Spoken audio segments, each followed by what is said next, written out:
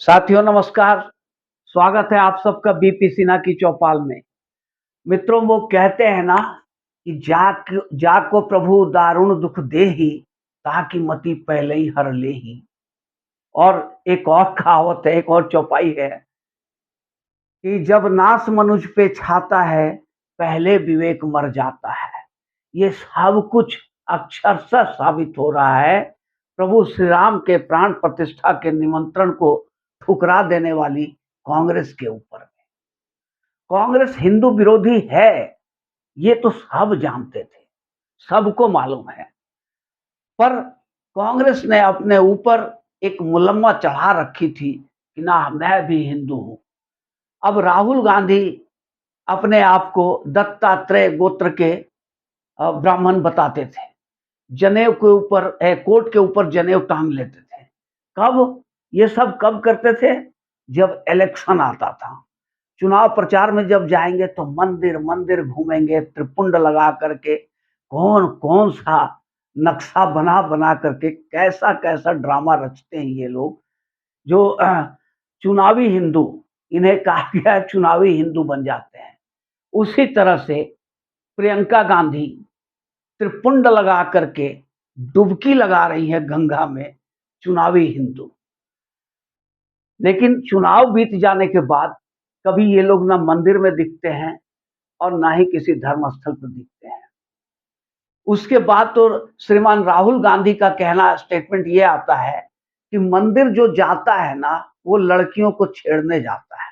मंदिर कोई ऐसे नहीं जाता है, सिर्फ लड़कियों को छेड़ने मंदिर जाता है। ये है पप्पू महाराज श्रीमान राहुल गांधी का स्टेटमेंट। तो ये सब इनका जो हिंदू विरोधी चेहरा है, जिसे इन्होंने करीने से ढक रखा था, एक झटके में मोदी ने एक दांव में उठा दिया है। ये पूरी तरह नंगे हो गए हैं ये लोग। अब इनको छुपाने के लिए, चेहरा छुपाने का कोई जगह नहीं बचा है। राम मंदिर का निमंत्रण पत्र भिजवा करके इनको पूरी तरह से नंगा कर दिया गया। हालांकि नेहरू के टाइम से ही हिंदू ये लोग थे नहीं, और हिंदुत्व और सनातन के लिए उन्होंने कभी कुछ नहीं किया। नेहरू जी के टाइम में नेहरू जी खुद कहते थे अपने को, I am an accidental Hindu. मैं एक्सीडेंटल हिंदू हूं, हिंदू नहीं हूं।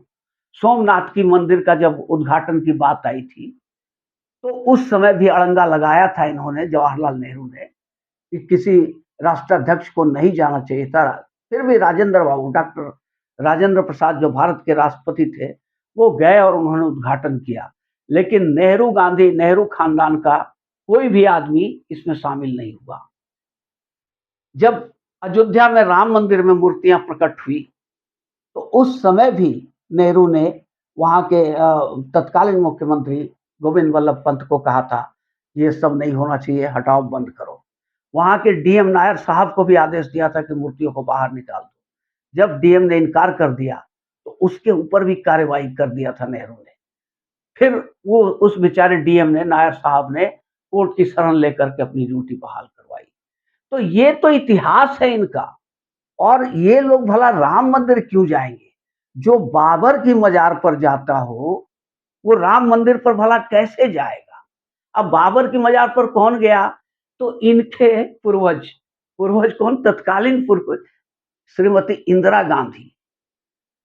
नटवर सिंह ने अपने किताब में लिखा था, उनका जो एक बुक है, one life is not enough, उसमें उन्होंने लिखा था कि इंदिरा गांधी बाबर की मजार पर गई थी, और बाबर की मजार का पता किया और वहां जाकर के अरदास की।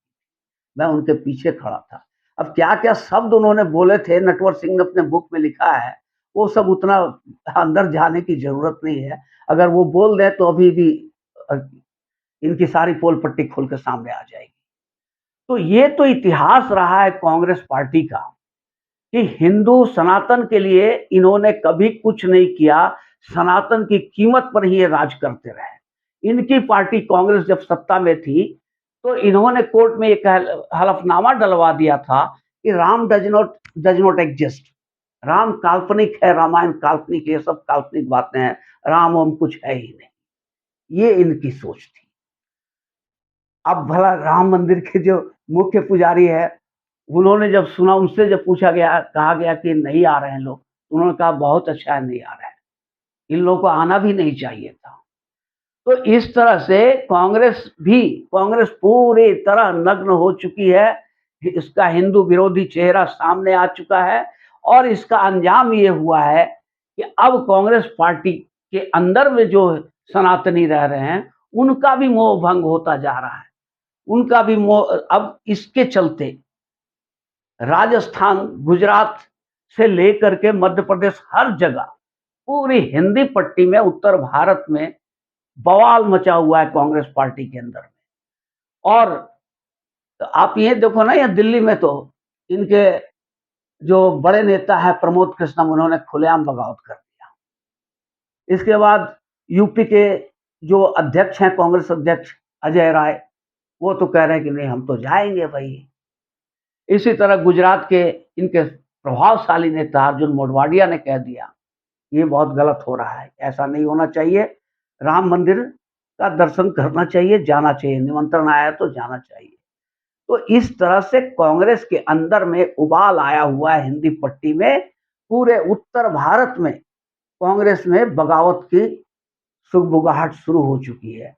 आखिर जो कांग्रेस पार्टी में है वो भी तो सनातनी है ना भाई, उनके अंदर भी सनातनी खून है, उबाल मारेगा ही। कुछ लोग पैसे पर बिके हुए हो सकते हैं, कुछ लोग पद पैसा प्रतिष्ठा की लालच में भले अपना जमीर बेच दें, पर सब तो नहीं बेच सकते हैं ना।